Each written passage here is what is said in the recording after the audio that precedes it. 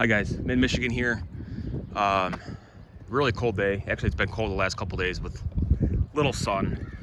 I've been cutting. I just did my third cut 3 days ago. I've been trying to cut every 3 to 4 days. After I fertilize, it's growing nicely. It's growing fast, and the lawn's actually looking really, really good. So I'm really satisfied with it. Second full season here doing lawn care. So I'm just the average DIY homeowner, right? Doing a lot of research like you, or maybe you don't have a ton of experience, but you're learning about different, techniques, products, a lot of self-research, and want to improve the health and appearance of your lawn. So a couple things that I wish I would have done differently. Well, one main thing,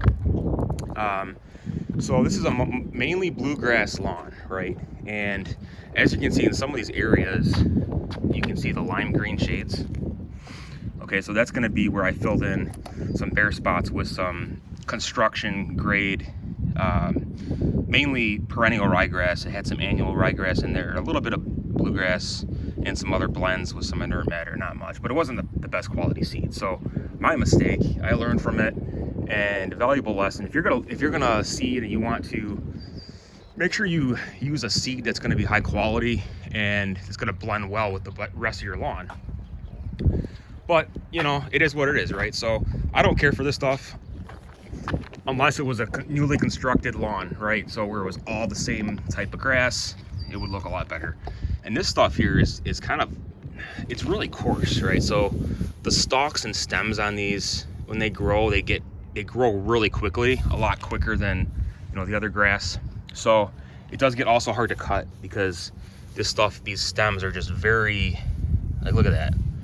It just rips it apart. I just sharpened my blade too. It looks like it just dulls it out. So it's got a really coarse feel to it. It is shiny though. So if you do like, it does stripe really well. But also over here, I noticed it's not very drought tolerant. It's not very, it doesn't do very well in shade. Okay, so this area I had planted some of that. Prep the soil the same way I did the other areas, but this does get a lot of shade, especially in the afternoon.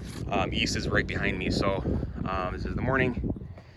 And over here, I'm gonna show you some more areas, but overall, I'm really impressed with how the lawn's turning out.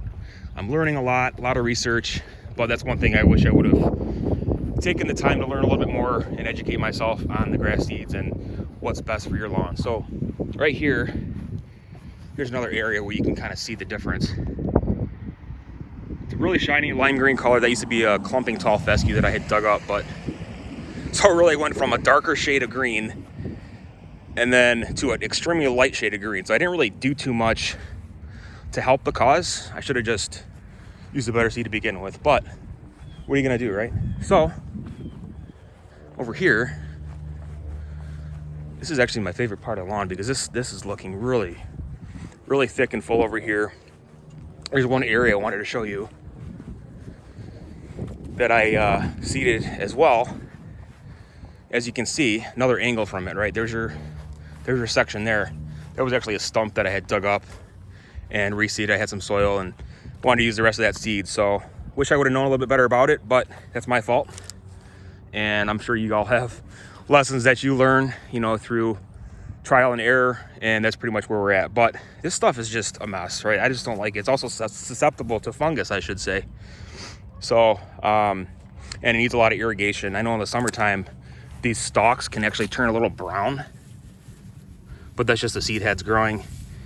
Stuff just grows like crazy. It does germinate fairly quickly though, so 7 to 10 days, or even less than that, I should say.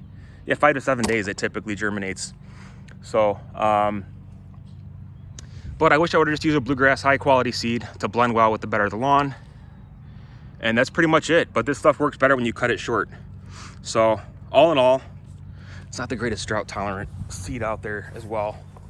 I think like a bluegrass or a tall fescue would be a lot better, but that's pretty much it. So just kind of wanted to show you my mistakes and how you can learn from them, but that's pretty much it. So stay tuned. Thanks for watching, and we will see you in the next video.